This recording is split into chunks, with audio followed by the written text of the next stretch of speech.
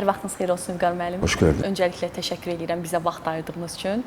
Bu bilirəm ki, gərgin iş qrafiki içərisində doğrudan da mediaya vaxt ayırmaq biraz həm centilmenlik istəyir, həm də düzgün xarakter. Buna görə təşəkkür edirəm sizə. Mən sizə təşəkkür edirəm vaxt ayırıb bizlə müsahibə aldığınız üçün.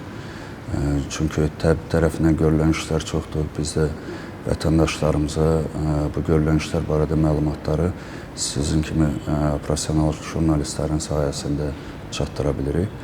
Yenə də sizə və bütün kollektivizə təşəkkürümü bildirirəm. Elə vaxtı uzatmadan suallarımıza keçmək istəyirəm. Ötən ay Nazirlər Kabinetinin qərarı ilə icbari tibbi sığorta üzrə xidmətlər zərfində dəyişiklik edildi. Dəyişikliyə əsasən vətəndaş MRT və KT müayinələri üçün xidmətlər zərfindəki tarifin 20%-ni ödəyəcək. Bu dəyişikliyin əsas məqsədi odur ki, vətəndaşlar həqiqətən ehtiyac olduğu halda MRT və KT müayinələrinə yönləndirilsin. Necə düşünürsünüz? MRT və KT müayinələrinin yeni ödəmə qaydası xəstəxanalarda uzun növbələrin və sıxlığın qarşısını alacaqmı? Ümumiyyətlə, bu doğru qərardırmı? Kompüter tomoqrafiya müayinəsi diaqnostik müayinə olaraq çox gözəl müayinə olmasına baxmayaraq, amma onun insan orqanizmi üçün zərərli təsirləri də var. Və ona görə də mütləq həkim göstərişi ilə, göndərişi ilə olunacaq müayinələrdir. Və bütün dünyada da qəbul olunub ki, tibbi sığortanın dayanıqlığını təmin etmək üçün, bura həm maliyyə dayanıqlığı, həm də ki, insanların sağlamlığının qorunması ilə bağlı. Bu, bütün dünyada tətbiq olunan bir metoddur ki, müştərək maliyyələşmə tətbiq olunsun bu cür müayinələrdə.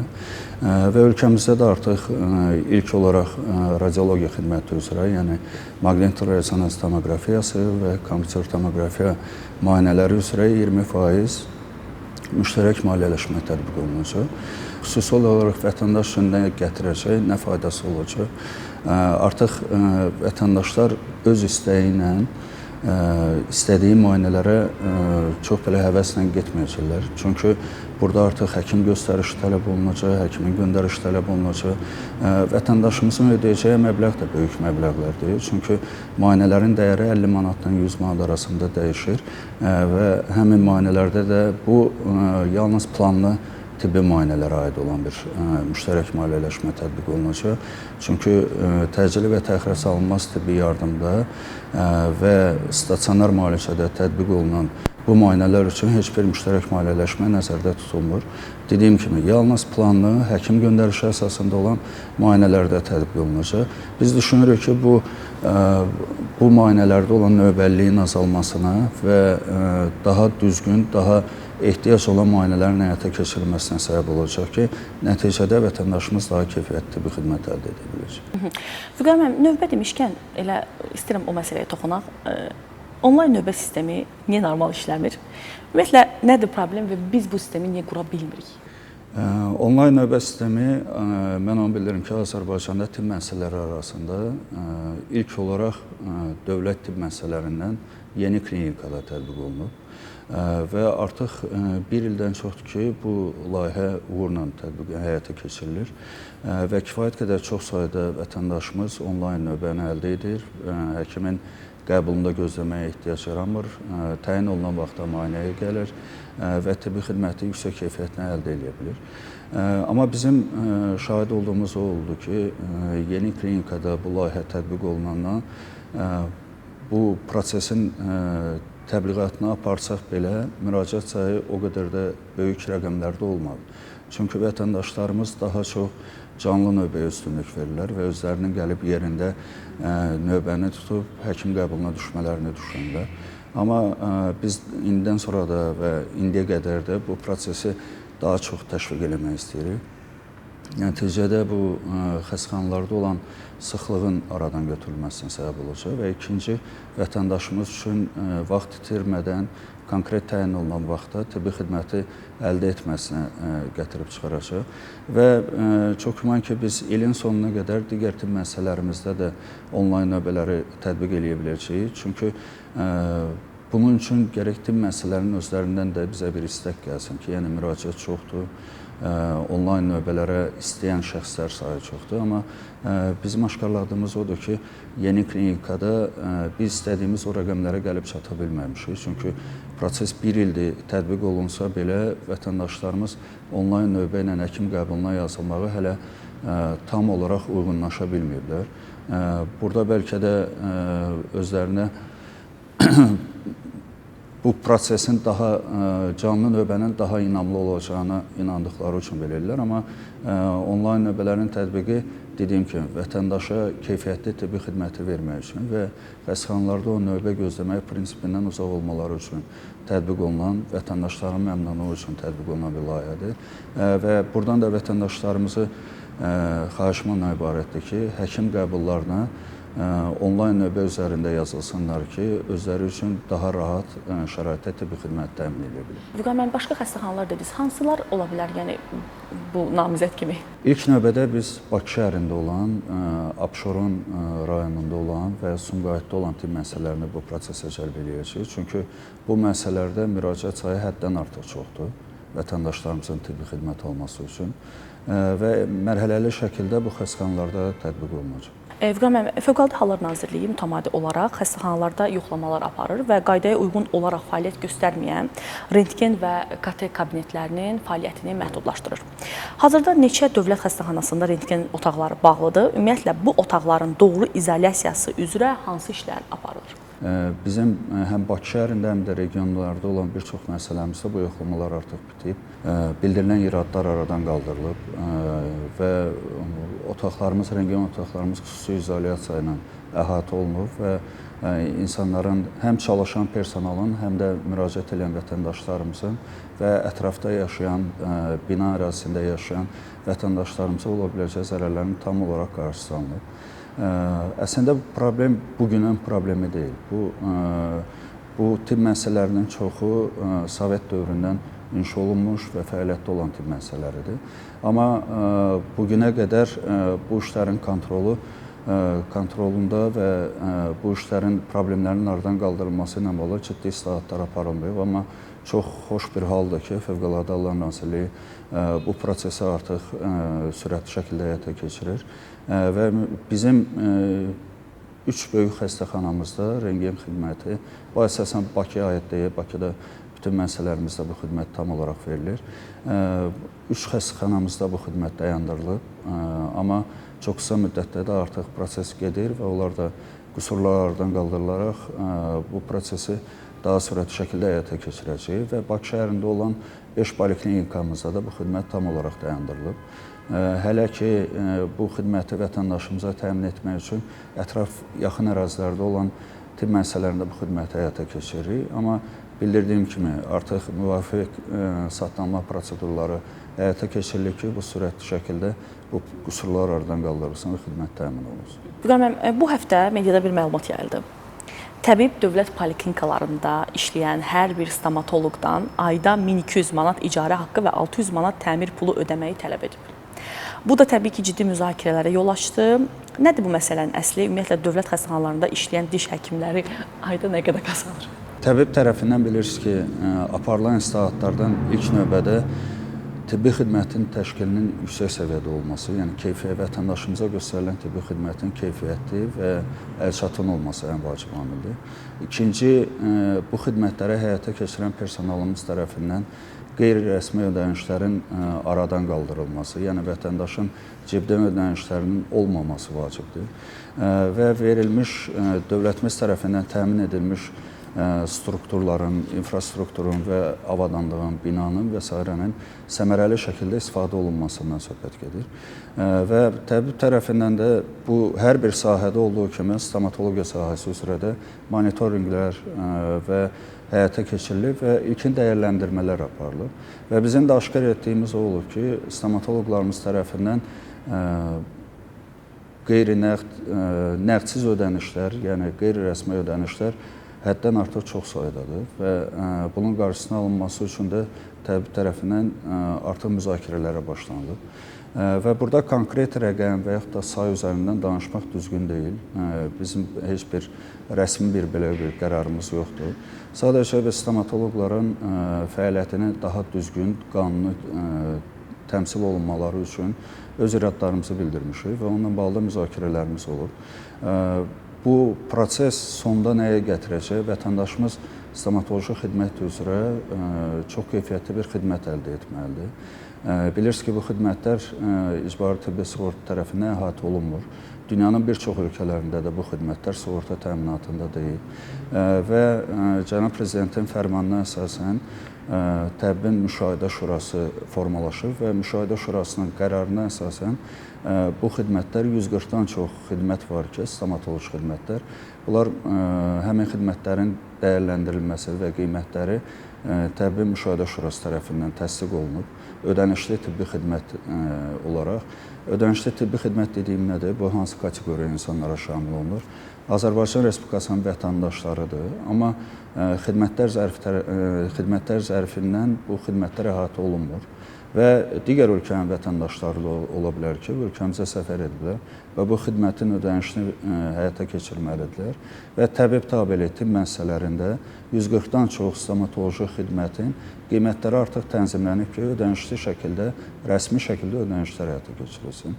Amma apardığımız yoxlamalar, monitorinqlər onu göstərir ki, stomatoloqlarımız tərəfindən bugünə qədər bu ödənişlər tələb olunan və yaxud da ki, göstərilən xidmət qarşılığında olmayıb. Və buna görə də bu qeyri-rəsmi ödənişlərin qarşısının alınması üçün və neqativ halların qarşısının alınması üçün atılan bir addımdır və kifayət qədər çox sayda stomatoloqlarımız müraciət edib. Onların hər biri ilə individual olaraq, qrup şəklində də görüşlərimiz olub, onlara izah olunub və bu proses müzakirələr yenə də davam edir və sonda ortaqlı bir mövqeyə gələcək və hər tərəfi qane eləyəcək, razı salacaq bir mövqedən çıxış eləyəcək ki, vətəndaşımıza verilən tibbi xidmət ən yüksək səviyyədə olsun. Xəstəxanalarda ixtisaslı kadr çatışmazlığının aradan qaldırılması üçün dövlət proqramı icra olundu. Xaricdə təhsil alıb ölkəyə qayıdan uzman həkimlərin maaşlarına həvəsləndirici məbləğ əlavə olundu. Sonra mediada yayıldı ki, verilən həvəsləndirici əlavələrin məbləği 4 dəfə azaldılıb. İstərdik bu məsələyə də aydınlıq gətirəsiniz, çünki çox qaranlıq qalmış bir məsələdir və dezinformasiya yayılır bu haqda. Proqram bugünə qədər də davam edir. Orada ödənilən əmək haqlarında və s. heç bir dəyişiklik yoxdur. Eyni qaydada yüksək səviyyədə ödənişlər həyata keçirilir, əmək haqları ödənilir. Burada əsas məqsədimiz odur ki, xaricdə fəaliyyət göstərən həkimlərimiz artıq orada bir həyat düzənini təmin ediblər və orada əmək haqqı alırlar. Və bu insanları ölkəyə qaytarmaq üçün onların minimum həyat tərzini təmin etməsi üçün ödənişləri əmək haqqı almalıdırlar ki, bunlar rahatlıqla qayıdıb öz işlərini görə bilsinlər. Və 1 il müddətinə bağlanılır bu müqavilələr və 6 aydan bir olmaq şərti ilə həmin həkimlərimizin xaricdə təhsil almış və ölkəmizə dönmüş dövlət tibb müəssisələrində çalışan həkimlərimizin fəaliyyətinin və şəxsi keyfiyyətlərinin dəyərləndirilməsi üçün monitorinqlər aparılır. Bu, ildə 2 dəfə olmaqla 6 aydan bir aparılır. Bizim həmin xaricdə təhsil almış həkimlərimizdən istəklərimiz yalnız tibbi xidməti təmin etmək deyil. Yəni, bizim istəyimiz onlarda müqavilə şərtlərinə əsasən odur ki, həm nümunəvi davranışları ilə, həm də ki, ətrafında olan cavan kadrları, rezidentləri, cavan həkimlərimizi fəaliyyətlərinə düzgün istiqamət vermələri, onları yetişdirmək, tibb bacılarını yetişdirmək, yəni onlara bildikləri, bu müddət ərzində əldə etdikləri bilikləri və vərdişlərini tibb bacılarına, cavan personala öyrətməkdən ibarətdir və bu tələblər də müqavilədə öz əksini tapıb və monitorinqlərin nəticəsində əgər ilk dövrdə, ilk 6 ayda aparılmış monitorinqin nəticəsində həmin həkimlərimizin fəaliyyətində hər hansı bir qüsur, çatışmazlıq aşkar olunursa, dərhal onlara bildirilir ki, bunlar aradan qaldırılsın və ikinci monitorinqin nəticəsində də bu fəaliyyət dəyərləndirilir. Əgər həmin həkimlərimizin fəaliyyəti uyğundursa və müqavilə şərtlərinə tam uyğun gəlirsə, müqavilə uzadılır. Amma uyğun gəlməyən həkimlərimizin müqaviləsi uzadılmır və onlara digər şərtlərlə artıq fəaliyyətinin davam etdirilməsi təklif olunur. Yəni, proses belədir və orada heç bir əmək haqqının azaldılması, kəsilmə, belə bir hallar aşkar olunmuyor. Füqan müəllim, ixtisaslı kadrlardan söz düşmüşkən, bu dediyiniz həkimlər, xaricdə təhsil alıb Azərbaycana qayıdanlar, bunların bəziləri bölgələrdə işləməyə başlayıb. Hələ də işləyənlər var, işdən ayrılanlar da var, Bakıya qayıdanlar da var. Amma yenə də bizim bölgədə ixtisaslı kadr məsələmiz qalır. Bu həm həkim cəhətdən, həm ümumiyyətlə tibbi personal, tibb bacısı, yəni bunun üçün təbib hansı işləri görür? Bölgələrdə ixtisaslı kadrların artırılması məsələsi. Yəni bölgədə bir adi çıxıq sınığı belə Bakıya yönləndirməsinlər deyə. Çox yaxşı sualdır. Bununla bağlı biz fəaliyyətə başladığımız gündən regionlardan Bakıya xəstə transferinin qarşısını alması üçün kifayət qədər çox ciddi addımlar atmışıq. Bunu nümunə olaraq göstərə bilərəm ki, yəni biz artıq təbii olaraq dövlət tibb müəssisələri, regionda yerləşən dövlət tibb müəssisələrinin nəzdində ürək mərkəzləri fəaliyyət göstərir. Bunlar Lənkəran rayonunda, Şəki rayonunda və Şirvan şəhərində olan ürək mərkəzləridir ki, bu əməliyyatları icra olunması üçün artıq vətəndaşımızın Bakıya və digər rayonlara müraciət etməsinə ehtiyac yoxdur. Bundan başqa təbii olaraq bir çox mərkəzləri artıq regionlarda fəaliyyətini təmin etmişik. Bunlar travmatoloji mərkəzlərdir. Məsələn, Qubada, Lənkəranda, digər bölgələrimizdə də travmatoloji mərkəzlərimiz var. Bundan başqa uroloji mərkəzlərimiz var. Yəni bunlar mərkəz dediyim odur ki, yəni xəstə bizim o bölgədə olan tibb müəssisəsinin nəzdində xüsusi şöbə hazırlanır və həmin şöbədə də tibbi avadanlıqlarla, təchizatla təmin olunur ki, artıq bu tip əməliyyatların olunması üçün Bakıya və digər bölgələrə müraciət etməsin vətəndaşımız. Və biz 3 aya yaxın müddətdir ki, Qərb bölgəsində Qlobal Cərrahiyyə adında bir layihəyə başlamışıq və bu layihənin də rəhbəri Almaniyada uzun müddət fəaliyyət göstərmiş və professor elmi dərəcəsində fəaliyyət göstərən çox məşhur həkimlərimiz, Almaniyada tanınmış həkimlərimizdən biri olan Vüqar Yaqubludur. O artıq ölkəmizdə fəaliyyət göstərir və onun ətrafında olan bir sıra Almaniyada fəaliyyət göstərmiş həkimlərimiz artıq Qərb bölgəsində cərrah olaraq fəaliyyət göstərirlər. Və çox qısa müddətdə də həmin layihənin nəticələrini görəcəyik və ümidimiz odur ki, artıq bölgələrdə göstərilən tibbi xidmət Bakı ilə eyni səviyyədə olsun və vətəndaşımızın Bakı şəhərinə tibbi xidmət əldə etməsi üçün gəlməyinə ehtiyac olmasın. İkinci məsələ regionlarda kadr çatışmazlığı ilə bağlı bu prosesi necə tənzimləyirik və bugünə qədər biz regionlarda artıq tək təcili tibbi yardım xidməti üzrə bu müsahibədən keçmiş və işlə təmin olmuş regionlarda 35 həkim və 70-ə yaxın tibb bacısı artıq təcili tibbi yardım mərkəzinin regionlarda olan filiallarında işlə təmin olunublar. Həkimlər bəzən xəstələrə deyir ki, məsələn, əməliyyat olunacaq xəstə və yaxud əməliyyatdan çıxıb, filan dərman bizdə yoxdur, gedin alın, gətirin. Bununla qarşılaşan xəstə nə etməlidir? Ümumiyyətlə, bununla bağlı sizə şikayətlər daxil olurmu təbibə? Hansı, belə deyək, tədbirlər icra olunur? Belə hallarla rastlaşan vətəndaşımız bizim təbibin çağrı mərkəzi var və çağrı mərkəzinə müraciət edərək öz şikayətini dərhal bildirməsini xahiş edirəm.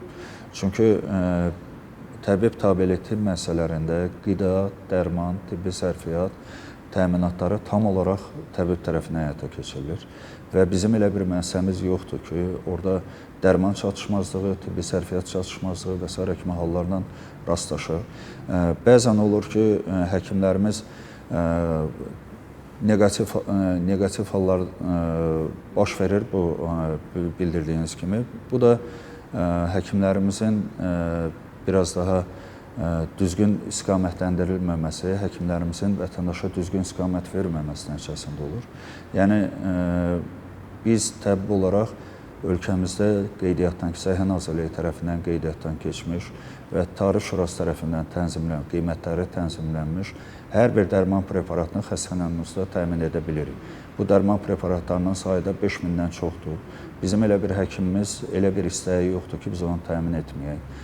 Bu, ən bahalı antibiotiklərdən tutmuş, ən xırda istifadə olunan tibbi sərfiyyata qədərdir. Onda biz rahatlıqla deyə bilərik ki, bugün Azərbaycan təbibinin əlində xəstəsini müalicə etmək üçün bütün dərman vasitələri var.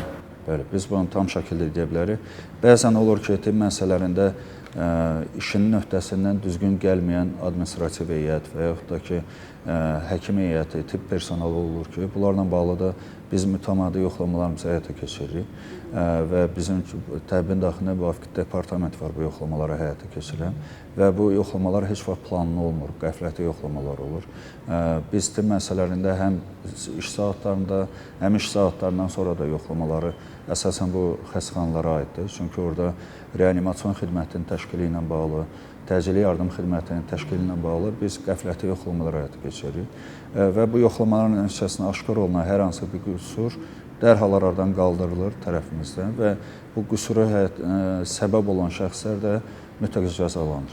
Ötən il Yeni Klinika ilə Almaniyanın səhiyyə idarəetmə şəbəkəsi olan Sana Hospital Qrup arasında əməkdaşlıq müqaviləsi imzalandı və bu mediaya təqdim olundu. Təbii ki, bu inkişaf üçün yaxşı addımdır, lakin sual yaranır. Almaniyada müxtəlif şəhərlərdə yüksək vəzifələrdə çalışan azərbaycanlı həkimlər olduğu halda niyə onların bilik və təcrübəsindən istifadə olunmur? Və biz onların bir neçəsi ilə danışmışıq. Onlar azərbaycanlı olaraq, xaricdə yaşayan azərbaycanlı olaraq doğrudan da Azərbaycana faydalarının toxunmasını istəyirlər. Amma bu məsələdə təbii hansı işləri görür? Sana Hospital 36 mindən çox əməkdaşı olan və il ərzində 21 milyondan çox vətəndaşa tibbi xidmət göstərən bir tibb müəssisəsidir. Almaniya arasında 400-dən çox tibb müəssisəsi mövcuddur və Almaniyanın ən böyük tibb müəssisələrindən biridir və onların keçdiyi bu fəaliyyət dövründə ilk olaraq Azərbaycanda Yeni Klinika ilə müqavilə bağlanması onlar üçün də bir ilk idi. Çünki həmin tibb müəssisəsi heç bir ölkədə öz loqosunu istifadə etmək hüququnu digər müəssisəyə verməyib. Amma bu proses heç də yüngül və rahat baş verən proses olmadı. Çünki həmin dəstəyi almağımız üçün, bu addan istifadə etməyimiz üçün müəyyən yoxlamalar, monitorinqlər həyata keçirildi qarşı tərəfdən və yoxlamaların və monitorinqlərin, dəyərləndirmələrin nəticəsində artıq qərar verildi ki, bəli, bu klinika ilə biz öz loqomuzu bölüşə bilərik. Burada əsas hədəf Azərbaycan səhiyyəsinin digər ölkələrdə tanınmasını təmin etməkdir. Biz də öz növbəmizdə ölkəmizdə artıq tibbi turizmin inkişaf etdirilməsinin tərəfdarıyıq və bundan bağlı da bir çox layihələri başlamışıq. Və Sana Hospitalla müqaviləmiz belə, orada müqaviləmizdə xüsusi bəndlərdən biri belə odur ki, ölkəmizə tibbi turizmi inkişaf etdirmək və tibbi xidməti almaq üçün digər ölkələrin vətəndaşlarını bizim müəssisələrə, təbii müəssisələrə, ilk növbədə Yeni Klinikaya cəlb etməkdən ibarətdir. Almaniyada çalışan həkimlərimizlə bağlı, bəli, düz bildirirsiniz ki, biz mütəmadi olaraq xaricdə çalışan, təhsilini bitirib orada fəaliyyətini davam etdirən həkimlərimizlə çox sıx görüşürük və onlara xüsusi diqqət ayırırıq. Məqsədimiz odur ki, həmin həkimlərimiz geri dönsün və ölkəmizdə fəaliyyətini göstərsin. Və hər dəfə görüşümüzdə də ölkəmizdə səhiyyə sahəsində baş verən yenilikləri, səhiyyəmizin necə inkişaf etdiyini onların diqqətinə çatdırırıq və onlardan bir çoxu, bayaq da bildirdiyim kimi, ölkəmizə qayıdıblar və fəaliyyətdədirlər. Bunlardan biraz öncə də adını çəkdiyim, məsələn, Almaniyanın ən nüfuzlu universitetlərindən birində professor kimi fəaliyyət göstərən, cərrahi fəaliyyəti olan Vüqar Yaqublu artıq mənim müşavirim olaraq fəaliyyət göstərir və qlobal cərrahiyyə layihəsini idarə edən şəxsdir. Məqsədimiz odur ki, orada o təcrübəni əldə etmiş həkimlərimiz, vətəndaşlarımız ölkəmizə geri dönsün və bu tibbi xidmətləri bizim vətəndaşlar üçün versinlər. Bundan başqa bilirsiniz ki, təbii olaraq Dünya Azərbaycanlı təbiblərinin simpoziumuna keçirdi ilk dəfə olaraq və burada da məqsədimiz oydu ki, Azərbaycanda, Respublikamızda səhiyyə sahəsində baş verən yenilikləri xaricdəki vətəndaşlarımıza tez çatdıra bilək. Kifayət qədər yaxşı nəticələr aldıq, kifayət qədər müraciətlər aldıq ki, onlar həmin bizim vətəndaşlar xaricdə fəaliyyətini bitirib artıq ölkəmizə dönmək istəyirlər. Bu sayda kifayət qədərdir və ümidvaram ki, gələn illərdə də bu sayı artırmaq üçün ciddi işlər apara biləcək. Bildiyiniz kimi, ötən il perinatal mərkəzdə bədbəxt bir yanğın hadisəsi baş verdi. Bu hadisədən sonra təmir işlərinə bağlanmışdı klinika. İndi həmin o perinatal mərkəzin təmir işləri nə vaxt yekunlaşacaq, nə vaxt yenidən fəaliyyətə başlayacaq, vaxtı nə deyə bilərsiniz? Binanın təmiri və yenidən qurulması ilə bağlı artıq layihələr təsdiq olunub tərəfimizdən və müvafiq qurumlara razılaşdırılmaq üçün göndərilib. Məqsədimiz odur ki, bir daha belə fəlakətlərin baş verməməsi üçün həmin tibb müəssisəsi tam olaraq həm texniki təchizatı, həm bina quruluşu tam olaraq bərpa olunsun və digər müəssisələrimizdə, yeni tikilmiş müəssisələrimizdə hansı standartlar tətbiq olunubsa, o müəssisəyə də tətbiq olunsun və bir daha belə bədbəxt hadisələrlə rastlaşmayaq. Dediyim kimi, müvafiq qurumlarla layihələrin təsdiqi mərhələsindədir və çox qısa müddətdə də satın alma prosedurları artıq yekunlaşıb, artıq o binanın təmirinə başlanılacaq və çox qısa müddətdə də vətəndaşlarımızın xidmətinə verilir. Təxmini 1 il ərzində olacaq. Fizioterapevtlər həkim sayılır, fizioterapistlər isə yox. Ölkədə təəssüf ki, həkim, fizioterapevt kimi işləyən fizioterapistlər var. Bizdə olan məlumata görə fizioterapistlər dövlət xəstəxanalarında fizioterapevt kimi işə götürülür. Çünki fizioterapist ştatı yoxdur. Ümumiyyətlə, növbəti illər üçün ştatın yaradılması planda varmı? Və mən səhv eləmirəmsə, ölkədə 2 ya da 3 mütəxəssis fizioterapevt var. Biz Səhiyyə Nazirliyi ilə bu mövzularda çox sıx danışırıq və əməkdaşlıq eləyirik. Ehtiyac olan sahələr üzrə, məsələn, elə sahələr var ki, bizim nomenklaturada ixtisas bölgələrində bu ixtisas yox, bugünə qədər olmayıb və bunların aradan qaldırılması üçün və yeni ixtisasların artıq o siyahıya daxil edilməsi üçün Səhiyyə Nazirliyi ilə danışıqlarımız gedir, istəklərimizi bildirir və onlar da bu işdə çox operativdirlər və bu prosesləri həyata keçirmək üçün, təmin olunması üçün ciddi addımlar atılır və bu sahədə artıq bilirsiniz ki, ölkəmizdə fizioterapiya, reabilitasiya ən vacib olan sahələrdən biridir. Çünki dünya praktikasında, dünya sahəsində artıq qəbul olunub ki, hər bir xəstəliyin yalnız medikamentoz müalicəsi ola bilməz. Hər bir xəstəliyin gələcək dövrdə təkrarlanmaması üçün, hər bir xəstəliyin ağırlaşmasının olmaması üçün mütləq medikamentoz və yaxud da cərrahi əməliyyatlardan sonra bu xəstələrin mütləq reabilitasiya periyodunun keçməsinə ehtiyac var. Ona görə də biz bu sahəyə xüsusi diqqət ayırırıq. Bundan bağlı da yeni klinikanın nəzdində və Bakı şəhərində olan digər müəssisələrimizdə belə fizioterapiya, reabilitasiya şöbələri daha geniş həcmdə təmin olunur və çox qısa müddətdə də yeni klinikada Qafqazda və yaxın ölkələrdən həm ərazi sahəsi üzrə, həm də ki, təchizatı, təminatı, avadanlıq təchizatı üzrə ən yüksək səviyyədə təmin olunmuş fizioterapiya reabilitasiya mərkəzi fəaliyyətə başlayacaq. Və burada da əsas məqsədimiz odur ki, qazilərimizə, vətən müharibəsində xəsarət almış şəxslərə və digər xəstələrimizə, pasiyentlərə keyfiyyətli tibbi xidmət təmin edək və onların bərpa periyodunu sürətli keçirir. Bir var ali təhsil tibb başçısı, tam ali. Bir natamam var, yəni peşə bitirən. Bir də var kurslara gedib tibb başçısı olanlar. Hansına tibb başçısı deməliyik və bunların işə götürülmə prosesi necə olur? Biz bilirik ki, bölgələrdə məsələn uzun illərdir bu sahədə işləyənlər var. Onların həmçinin ixtisas artırmaları üçün hansısa kurslar təşkil olunurmu? Çünki bu da vacibdir. Səhiyyə günü-gündən inkişaf eləyir. Təbib bu sahədə hansı işləri görür? Çünki yaxşı həkimin həm də yaxşı tibb başçısı olmalıdır. Ölkəmizdə son dövrə qədər tibb başçılığı üzrə ali təhsili yox idi. Yalnız tibb texnikumlarında bu təhsil verilirdi və həmin tibb texnikumlarını bitirmiş şəxslər tibb müəssisələrində işlə təmin olunurdu. Amma son dövrlərdə artıq Tibb Universitetində tibb başçılığı fakültəsi fəaliyyətə başlayıb və orada təhsil verilir. Həm tibb personalının daha effektiv işləməsi üçün və onlara nəzarətin daha yüksək səviyyədə təmin olunması üçün bu fakültədən məzun olan şəxslər artıq tibb müəssisələrimizdə baş tibb başçısı olaraq fəaliyyətə göstərəcəklər və onlar da daha böyük nüfuza səbəb olur ki, yəni orta tibb işçilərini idarə edəcək bir rəhbər kimi fəaliyyət göstərəcək. Kursları bitirmiş, fəaliyyət göstərən tibb başçılarından bağlı ciddi islahatlar həyata keçirildi. Bilirsiniz ki, Səhiyyə Nazirliyi tərəfindən sertifikasiya imtahanlardan cəlb olunur orta tibb işçiləri və həmin sertifikasiyada ilk növbədə sənədlər yoxlanılır. Və yoxlama nəticələrində əgər qeyri-qanuni bir təhsil almışsa və tam olaraq təhsilini bitirməmiş şəxslər sertifikasiya imtahanına buraxılmır və artıq o fəaliyyətini bitirmiş hesab olunur. Bundan bağlı da təbii tərəfindən də biz bütün tibb müəssisələrimizdə bütün bu halları araşdırmışıq ilk başladığımız dövrdə və bugünə qədər də elə bir tibb işçimiz yoxdur ki, onlar təhsilini tam olaraq bitirməsin və fəaliyyətini davam etdirsin. Artıq bu cür şəxslər bizdən sistemdən uzaqlaşdırılır. Pandemiya dövrü hər birimizə, xüsusilə səhiyyə sahəsində böyük təcrübə qazandırdı. Biz rahatlıqla deyə bilərikmi ki, təbib gələcəkdə ola biləcək epidemik vəziyyətlərə hazırdır?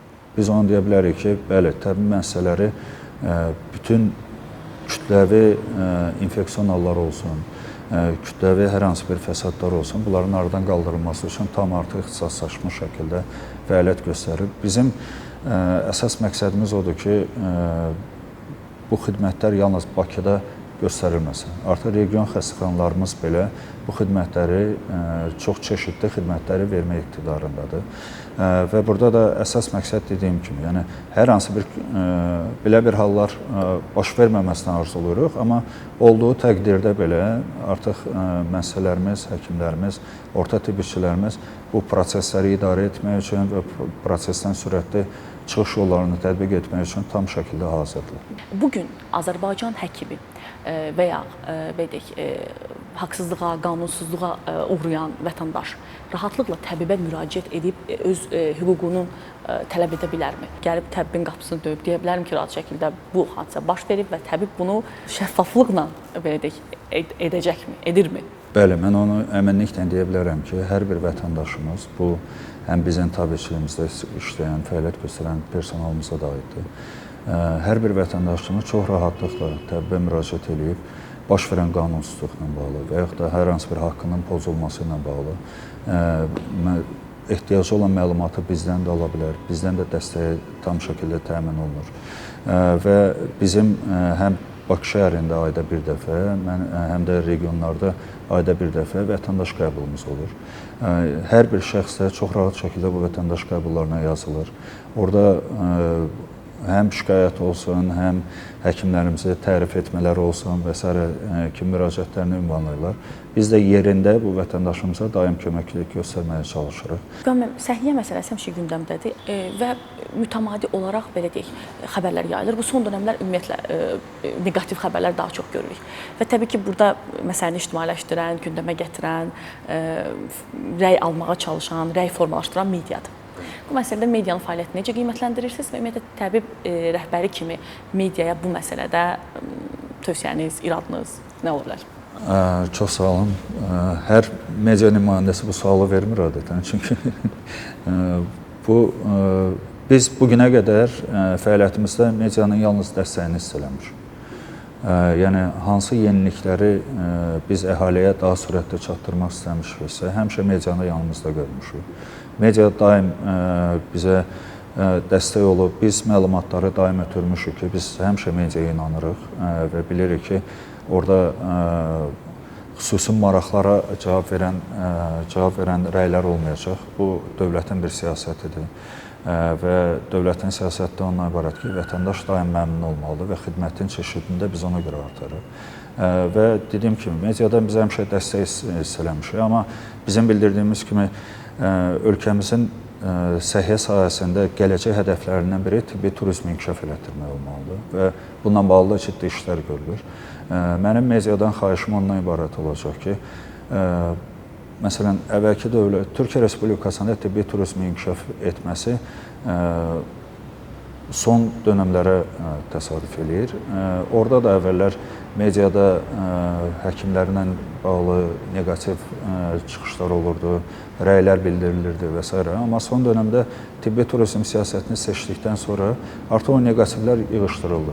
Çünki xarici vətəndaşa hər hansı bir tibb müəssisəsinə və yaxud da ki, ölkəmizə təbliğ eləyəndə oradan ancaq həmin vətəndaşlar bu dəqiqə dünyanın harasında yaşamasına asılı olmayaraq elektron vasitə ilə internetə daxil olur, bu ölkə haqqında ilk növbədə məlumat alır. Ölkənin çox gözəl olduğu, inkişaf etdiyini görür. İkinci növbədə tibb müəssisəsi haqqında məlumat almaq istəyir, ümumi səhiyyə haqqında məlumat almaq istəyir. Və orada da axtarışı verəndə yalnız neqativ xəbərlər olanda bu vətəndaşı da bu ölkəyə cəlb eləmək çox çətinliklə mümkün olur. Ona görə bizim istəyimiz odur ki, media həkimlərimizin gördükləri işləri daha çox işıqlandırsınlar. Bizim bayaq da bildirdiyim, həddən artıq çox sayda savadlı həkimlərimiz var. Effektiv iş görən həkimlərimiz var. Əvvəlki dövrlərdə əgər bizim həkimlərimiz beynəlxalq konferanslara yalnız dinləyici olaraq gedirdisə, artıq elə bir beynəlxalq konferans yoxdur ki, həm Bakı şəhərində olan, həm digər ölkələrdə olan elə bir beynəlxalq konferans yoxdur ki, Azərbaycan həkimi orada artıq mentor kimi çıxış eləməsin, orada artıq məruzə eləməsin, gördüyü işləri orada oturan insanlara çatdırmaz. Bu, Azərbaycan səhiyyəsinin inkişafıdır. Biz bu həkimlərimizlə fəxr eləməliyik. Həkimlərimiz daim üstlərində çalışırlar, oxuyurlar və dünyada elə bir xidmət yoxdur ki, Azərbaycanımızda olmaz. Vüqar müəllim, son olaraq təbibin bu il və yaxud növbəti il icra edəcəyi ən böyük layihə və yaxud hələ indiyə qədər mediaya açıqlanmayan maraqlı bir iş varmı ki, siz Xəzər xəbərçiniz olaraq bunu bizə ilk dəfə bildirəsiniz? Bu ilin sonuna qədər 2 layihəmiz var ki, onlar regionda tibbi xidmətlərin çeşidinin artırılması ilə bağlı olacaq. Bizim hədəfimiz odur ki, ilin sonuna qədər o layihələri icra edə bilsək, ilin sonuna qədər bizim elə bir bölgəmiz olmayacaq ki, orada hər hansı bir ixtisas üzrə mövcud olmayan həkim olsun. Yəni, məqsədimiz odur ki, əgər bölgədə bir dənə belə gastroenteroloq yoxdursa, biz orada həmin gastroenteroloqu təmin etməyə çalışırıq. Bununla bağlı layihəmiz artıq icradadır. Sadəcə nəticələrini hələ ki bölüşə bilmirəm, çünki bir müddət getməlidir ki, nəticələr bizim özümüzdə aydın olsun və ondan sonra sizlərlə bölüşəcəyik. Amma çox effektiv layihələrdir və inşallah ki, ilin sonuna qədər də yaxşı nəticələr verəcək. Təşəkkür edirəm, çox sağ olun ətraflı izahlara görə və vaxt ayırdığınız üçün. Təşəkkür edirəm, çox sağ olun, vaxt ayırıb bizlə müsahibə aldığınız üçün. Sizin işlərinizə də uğurlar arzulayıram.